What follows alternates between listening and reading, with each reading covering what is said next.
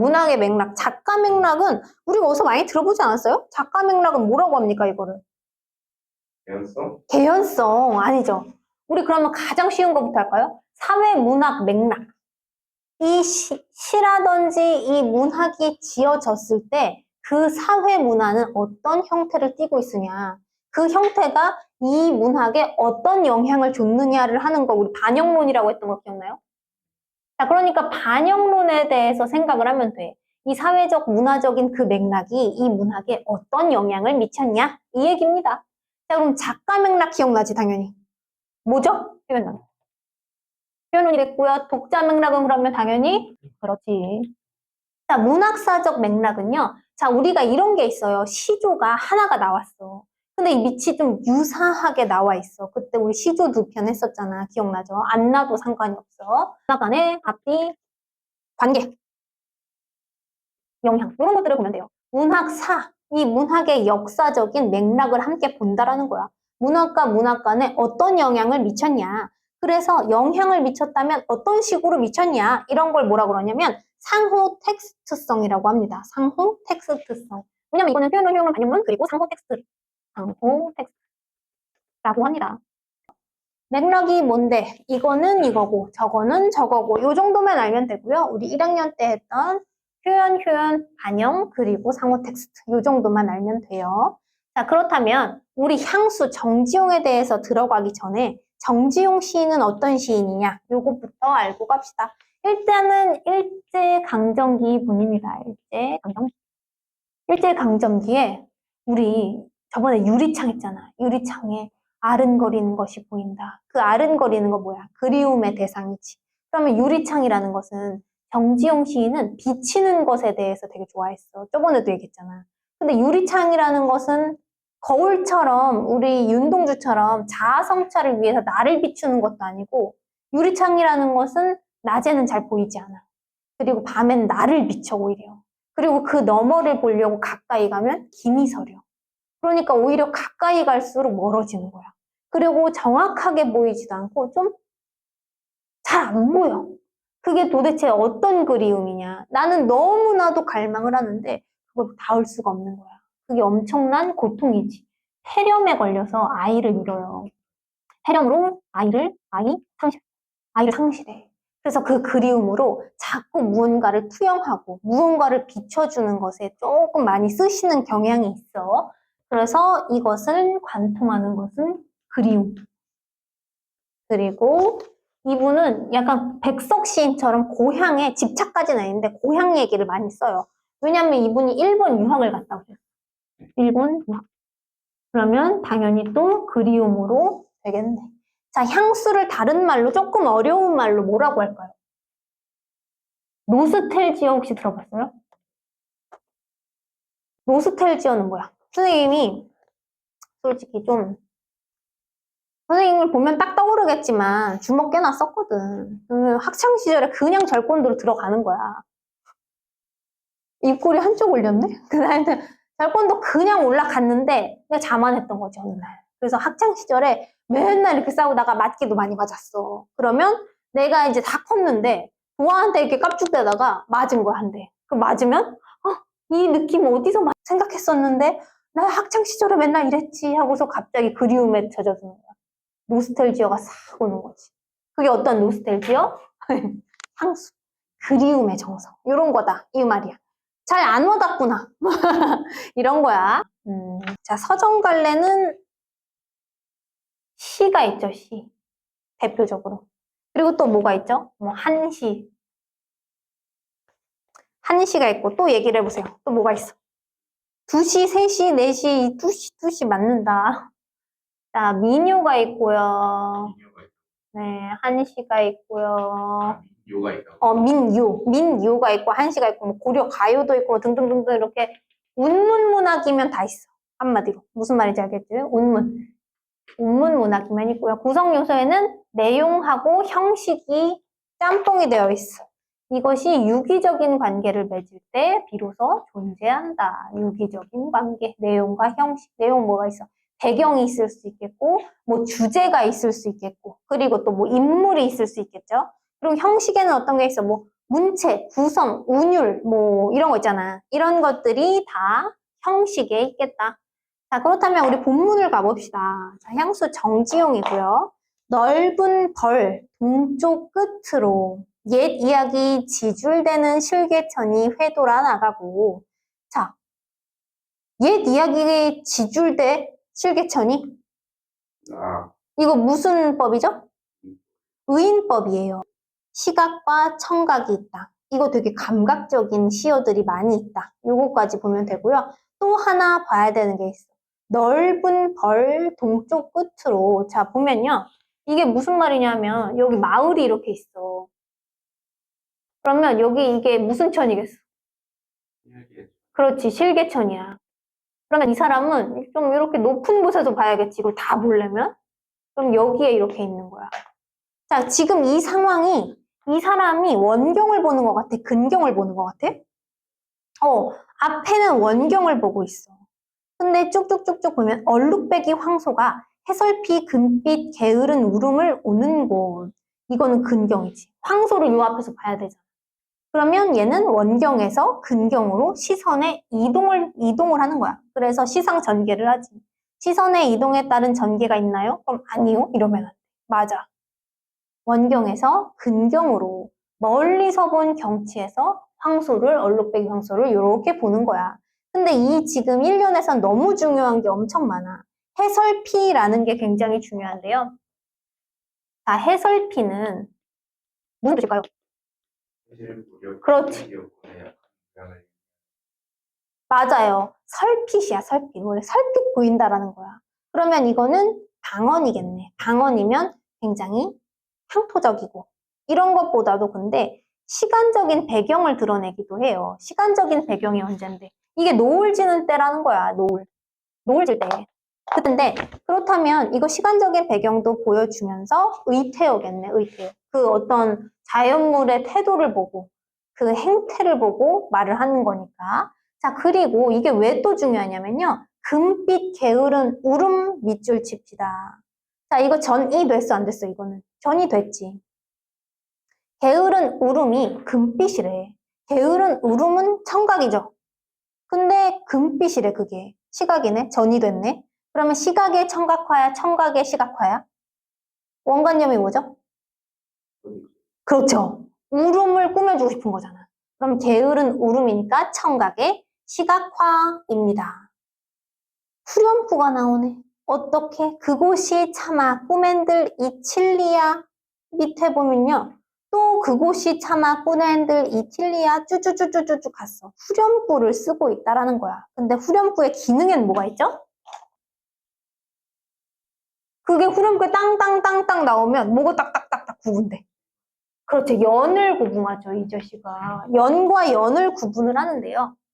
어떤 선생님은 연과 연을 연결해 준다라고도 표현하시는 분이 있어. 근데 그거는 사실은 구분한다라는 것이 훨씬 보편적인 통념이야. 그런데 연결한다고 만약에 말씀을 하신다면 그것도 한번 유념해 주시는 게 좋습니다. 그리고 통일감을 부여하고요. 연마다 이렇게 딱딱딱딱 후렴구가 있으면 시를 하나 봤을 때 통일감이 딱 느껴지지. 그리고 아까 얘기했던 당연히 반복을 통한 운율이 형성이 되지. 반복하면 무조건 운율 따라 나와야 돼요. 여기까지 됐죠? 그리고 정서와 주제가 강조돼요. 모든 것은 왜 쓰냐, 의인법 왜 쓰고 표현기법 왜 쓰냐, 다 이거 정서랑 주제 강조하려고 쓰는 거니까요. 이 네 가지가 있다라는 것을 알고 계셔야 되는데요. 자, 우리가 하나 빠뜨린 게 있지. 이 후렴구에는 두 가지가 쓰여져 있어. 설의법. 아는데 물어봤지? 그러니까 이칠리야 설의법이고요. 희동 표현을 썼어요. 내가 이거를 잊겠냐는 거야? 잊혀지겠냐는 거야? 잊혀지겠냐는 거지. 나는 이거 안 잊을 거야. 근데 나도 모르게 그냥 잊혀짐을 당할 수도 있어. 하지만 이건 아니라는 거야. 그러니까 좀 더 강력한 거지. 희동표현 왜 썼다고? 좀 더 강력하게 안 잊을 거야. 나도 모르게 잊히는 일 따위도 없을 거야. 왜냐면 너무 좋으니까. 고향이. 이렇게 얘기를 하고 있어요. 자, 2연 봅니다. 질화로에 재가 식어지면 재가 식어지는 거는 촉각이죠. 근데 질화로에 재가 식어진다라는 거는 또 어떤 흐름을 알 수 있죠? 재를 막 피웠어. 되게 뜨거웠어. 얘가 다 식었어. 시간의 흐름 나타내는 거 인정? 시간의 흐름을 나타내주고 있어. 그리고 재를 내가 왜 냈어? 추우니까 냈지. 그렇다면 이건 계절적인 배경도 나타내. 지금 겨울이야, 여름이야? 겨울이겠네. 그렇다면 얘는 촉각도 썼고요. 시간의 흐름도 썼고요. 계절의 배경까지 써줬어. 그리고 추상적인 개념이지. 뭐가? 시간이 흐른다라는 것은 추상적인 개념이야. 근데 얘를 구체화를 했어. 그것도 어떻게? 감각화로. 이거 진짜 많이 나와 있는 거야. 이 향수라는 게 왜 자꾸 내신에 나오냐면 개념이 엄청 많이 나와. 질화로라는 거, 재가 식어진다는 것은 추상적인 개념, 시간의 흐름을 구체화했어. 어떻게? 촉각적으로 감각화했다라는 거야. 그렇다면 선지에 이런 게 나오겠지. 질화로에 재가 식어지면 이라는 것에 똑같은 표현 기법 쓴 걸 고르는 거야. 쭈쭈쭈쭈 네 가지 나오고 거기에 반드시 황진이의 동짓달 기나긴 밤 나오겠지. 한 허리를 베어냈다가 님이 오신 날 펼치는 그거 기억나죠? 우리 겨울방학에 했잖아. 그렇다면 시간이라는 것은 추상적인 거야. 근데 허리를 베어냈다라는 걸로 의인화해가지고 아니지 그 화류라고 해요. 사람이 아니고 무생물을 생물처럼 했으니까 잘라서 펼치겠다고 했으니까 여기에 딱 맞는 건 뭐겠어? 황진이의 동짓달 기나긴 밤 요거겠죠? 자, 그렇다면 빈 밭인데 이거 시적 허용이야. 왜? 빈밭 하면 너무 빨리 끝나. 빈밭. 이건 뭐야? 좀 늘려가지고 내가 조금 느릿하게 볼 수 있게끔 시적 허용했고요. 이거 너무 유명한 공감각이 나왔어. 밤바람 소리, 말을 달리고. 이거는 공감각 얘기할 때 예시로 진짜 많이 쓰잖아. 원관념은 뭐죠? 밤바람이지. 밤바람 소리니까 청각에 말을 달리고는 시각화지. 청각의 시각화. 그리고 의인법도 써 있는데 의인법이기도 하지만 화류법이기도 해요. 화류법은 뭐죠? 생물을 생물인 것처럼. 화류, 의인 둘 다 써져 있고요. 그리고 엷은 졸음에 그러면 많이 졸린 거야? 조금만 졸리신 거야? 그치. 조금만 졸린 것도 이겨내 못 견뎌? 못 견뎌. 엷은 졸음에 겨운 늙으신 아버지가. 그럼 아빠는 지금 풍족하게 사셔? 고단하게 사셔? 고단하게 사시지. 아주 조금만 졸려도, 뭐는. 줄여도 제일 잘 쓰는 맞아. 그럴 수 있어. 근데 밑에 보면 또 나와. 집베개를 돋아 보이시는 곳. 집베개라는 것은요, 라텍스 못 써. 되게 가난하다는 뜻이야. 집베개는 그 당시에 잘 안 썼어. 가난한 사람들의 상징이었다라는 거야. 그러면 여기서 이런 시어들을 보면은, 아버지께서 고단한 삶을 사셨구나. 그래서 지금 굉장히 피곤하시구나. 라고 얘기를 한 거지. 자, 밑에 또 그곳이 참아 끄맨들 이칠리아 서리법이고 후렴구 썼어요. 자, 3년 봅니다. 흙에서 자란 내 마음. 자, 흙 동그라미 치고요. 시골, 향토적인 거죠. 어떤 그 시골의 정취를 느끼게 해주는 시어예요. 자, 내 마음, 내가 화자야. 그러면 이 나는 누구지? 고향을 그리워하는 이가 시에 나타났네. 자, 그렇다면 파아란 하늘빛이 그리워. 파아란 시적 허용이고요. 파아란 하늘은 어디야? 이상세계. 아름다운 꿈, 희망, 이런 거, 소망, 이런 것들. 그게 그리워요. 그립다라는 거는 좀 동경하는 거야. 그렇다면 이거 파란 하늘빛은 감각적인 표현 또 썼어. 시각적인 거 썼고요. 그리고 여기에 또 선지가 나올 수 있어. 여기에 맞는 시를 찾으시오. 이 정서에 맞는 시는 뭐냐면 윤동주의 자화상 기억납니까? 많은 것 같기도 하고. 맞아요. 윤동주 자화상에 파란 바람이 불고라는 말이 있어. 그러면 파란 바람? 바람이 부는 것은 촉각인데 파라는 시각이에요. 그러면 이거는 촉각의 시각화, 공감각이 쓰여져 있어. 그럼 여기에 딱 맞는 건 윤동주의 자화상을 고르면 되겠지. 자주 등장을 하니까요. 자, 함부로 쏜 화살을 찾으러. 자, 함부로 쏜 화살? 이거 뭐야? 굉장히 신비롭고 막역하고 유년기의 꿈과 동경을 얘기를 하는 거야. 그러니까 함부로 쏜 화살을 찾으려고 어디를 갔다라는 거는 이상세계에 대한 호기심을 뜻합니다. 풀섭 이술의 함추름 휘적시던 곳. 또 함추름이라는 말이 앞에 해설피라는 말하고 조금 맞아요. 함추름도 시적 허용이야. 함추름은 원래 뭡니까? 함초롬이라는 말 알아요? 함초롬? 네. 함초롬 몰라요. 그럼 함초롬은 젖었어. 좀 젖어 있는데 그게 지저분하게 막 촉촉하게 젖은 게 아니라 좀 가지런하고 좀 예쁘게 젖은 거 있지. 그걸 함초롬하다라고 해. 막 이슬에 막 이런 게 꽃들이 막 좀 젖어 있는데 그게 참 가지런하고 정갈하고 이뻐. 그걸 함초롬이라고 하는데 함초롬 하면 좀 이시에 안 어울린다고 생각하셨나 봐. 그래서 함추름이라고 얘기를 하신 거야. 그것도 또 마찬가지로 얘처럼 의태어지 의태어. 그러고 있는 꼴을 보는 거니까. 마구 적시던이란 뜻이야. 휘적시던 곳은. 그러니까 막 적신다라는 건 또 감각적인 거 썼어. 촉각이죠. 그곳이 차마 꿈엔들 이칠리아. 사연 봅니다. 전설 바다에 춤추는 밤 물결 같은. 자, 같은 인듯 인양처럼 무슨 법? 지규법인데요. 밑에 전설 바다에 춤추는 밤 물결 같은 검은 기민 머리. 그러면 원관념은 검은 기민 머리고요. 그리고 시각적인 심상이죠. 보는 거니까. 근데 이 머리카락이 바다에 춤춘대. 그러면 역동적인 이미지로 바꿨네, 얘가. 머리카락은 원래 그냥 가만히 있잖아. 근데 바다에 춤춘대. 그렇다면 이 어린 누이가 검은 귀밑머리를 막 날리고 있어. 그러면 얘는 지금 구김살이 있는 것 같아, 없는 것 같아? 쌀이요? 구김살이라는 거는 얘가 지금 굉장히 뭔가 고민이 있고 좀 힘들어하는 것 같아? 아니면 좀 천진난만한 것 같아? 쌀요? 맞아, 후자가 맞아. 자, 구김살이 좀 없는 느낌이고요. 이 어린 누이, 구김살 없는 걸 굳이 생각한다는 거, 나 누이 지금 증오하는 거야, 그리워하는 거야? 질문을 왜 지금 그리워하는 거야. 그러면 아무렇지도 않고 예쁠 것도 없는 사철 발벗은 아내. 자, 아내가 아무렇지도 않고 예쁠 것도 없대. 그럼 소박하고 평범한 모습이기도 하지만 예쁠 것도 없다라고 말을 했다면 얘 아내 못생겼다는 거예요? 아니죠. 고단하고 가난한 삶 때문에 꾸밀 줄을 모른다라는 거야. 왜? 밑에 보면요. 사철 발벗은 아내래. 아내가 일을 할 때 맨날 신발도 없이 다녀. 그렇다는 건 뭐야? 아내 너무 고단하고 너무 가난한 거야. 따가운 햇살 등에 지고 이삭 죽던 곳. 따가운 햇살 촉각인데요. 마찬가지로 고난과 역경인데 이거 굉장히 중요해요. 원래 햇살은 시에서 굉장히 긍정적인 이미지예요.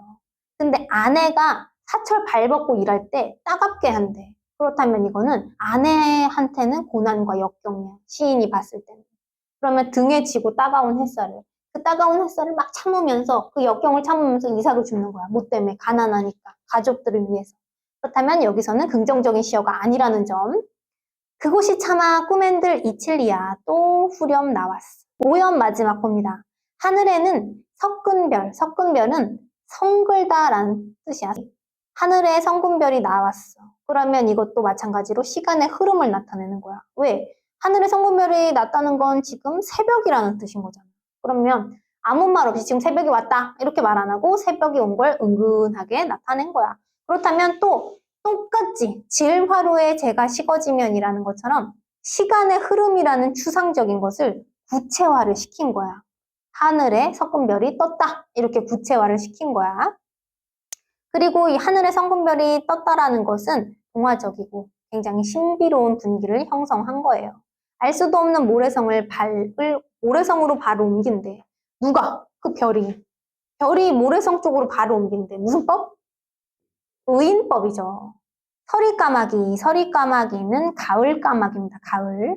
우지짓고 지나가는 초라한 지붕. 이 초라한 지붕을 가지고 있는 거는 시인의 가난한 고향집의 모습이야. 그러면 초라한 지붕을 갖고 있다? 아, 이 사람 되게 가난했구나. 볼 수 있죠. 흐릿한 불빛에 돌아 앉아 도란도란 거리는 곳. 자, 이렇게 초라한 지붕 밑에서 우리 가난했지만 행복했어. 어떻게? 도란도란 거리는 곳이라고 했잖아. 도란도란거린다 청각적인 거 썼어. 왜 자꾸 감각을 얘기하냐면 이 시에서 표현 기법 감각화를 많이 썼다는 얘기를 하려고요. 그곳이 차마 꿈엔들 이칠리아라고 했습니다. 자, 그렇다면 우리가 체크할 게 있어요. 1년의 맨 밑에 후렴구 바로 위에 우는 곳.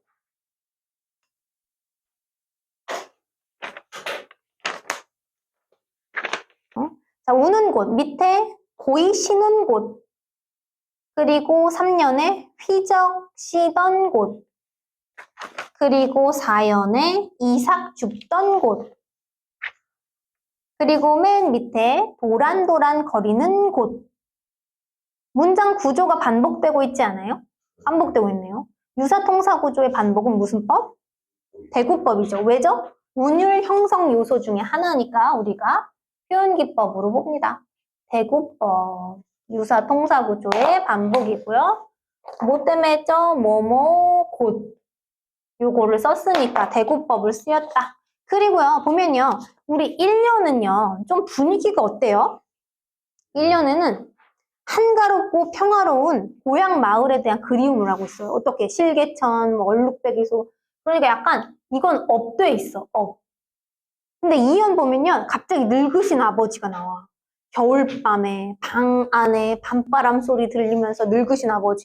약간 다운되죠. 근데 3년 보면요. 또 내 마음이 나와. 어린 시절에. 풀섭 순수하고 맑은 동심의 이상세계를 갔던 거. 또 업이 돼.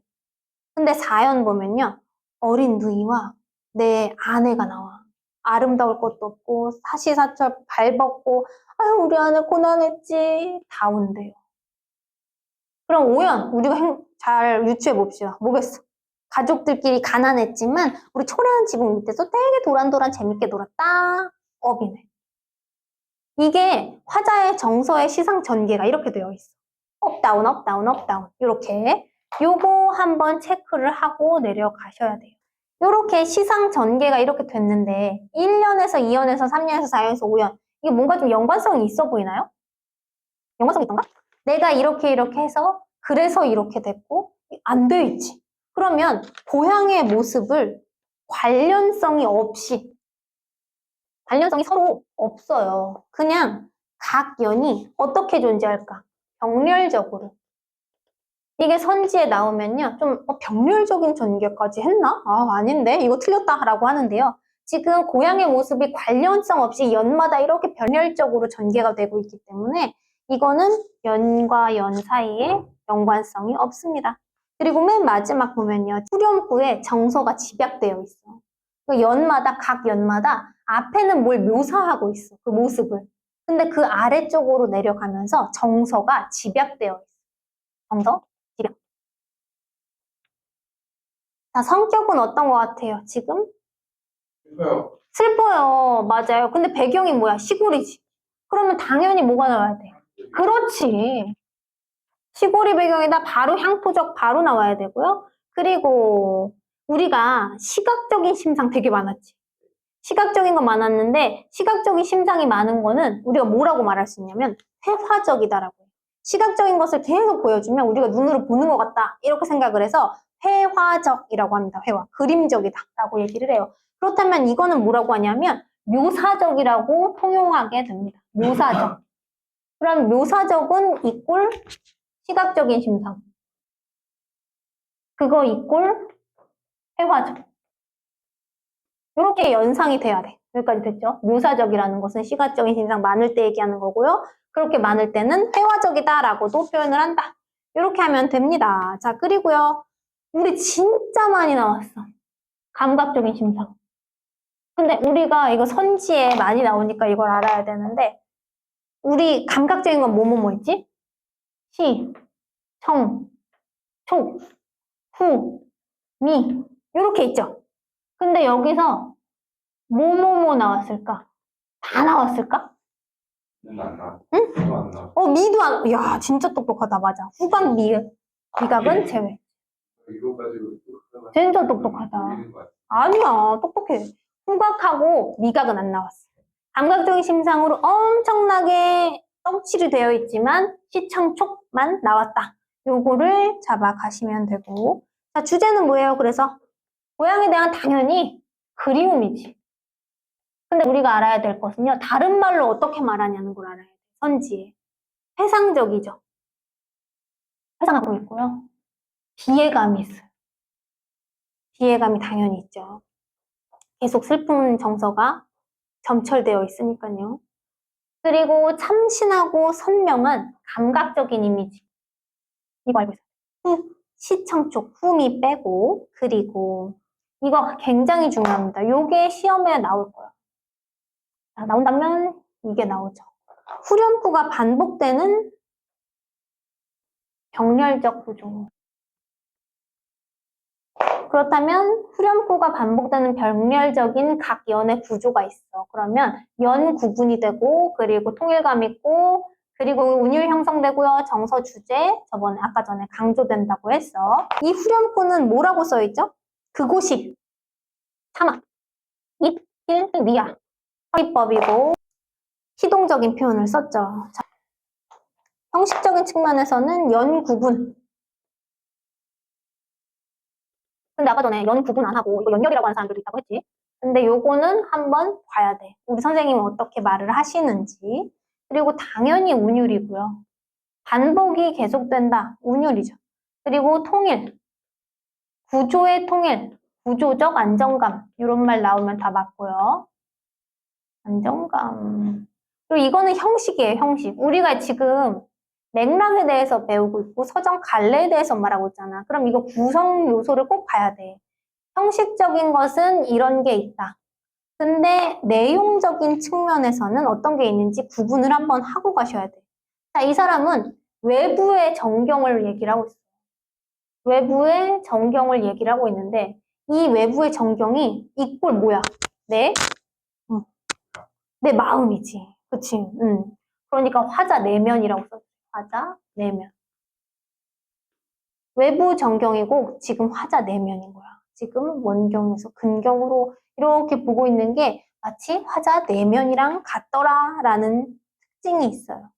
그리고 균형감이 있게 제시를 하고 있어요. 현재 이런 게 나오면 내용적인 측면에서 이런 것들을 균형적이게 제시를 하고 있다. 맞죠? 희동, 동결어미. 희동, 정결어미 플러스 설의법을 쓰고 있어요. 이거 왜 쓰고 있죠? 그리움을 강조하고 주제의 정서 강조하려고. 굉장히 여기 그리움이 집약되어 있잖아요. 나도 안 잊을 거고 잊혀지지도 않을 걸 나는 확신하고 있어. 그리움에 집약이 되어 있어요. 자, 그리고 고향의 의미는 뭐겠어, 그러니까. 우리 맨 마지막에 초라한 지붕 밑에서 도란도란 떠들었다. 그렇다면 가난했어, 우리는. 비록 가난했지만 나의 어떤 시절에는? 그렇죠. 유년 시절에는 뭐가 많았어? 고통이 많았나요? 그렇죠. 고통도 많았겠지만 이 사람이 기억하는 건요. 추억하고 꿈뿐이야. 너무 행복했거든, 가난했지만. 그래서 가족과 소박하게 더불어 살 수 있었어. 그래서 나는 이 고향이라는 공간을 이렇게 생각해. 굉장히 이상적인 공간이라고 생각해. 이게 왜 그런 줄 알아요? 이 사람이 일찍 떠나서 그래요. 일찍 안 떠나고 가족이랑 한 40까지 같이 살잖아? 지옥의 공간으로 바뀌는 거 순식간입니다. 아주 삽시간이에요. 우리 향수 오늘 했어요. 이렇게. 어때요? 진짜 많이 나오는 거고 정말 내신에 계속 자주 출제가 되는 거예요. 어렵나요? 좋은 시예요. 정말 아름다운 시고요. 정지용의 시는 다 이렇게 되어 있어요. 그래서 계속 이렇게 보면 좋을 것 같고 숙제로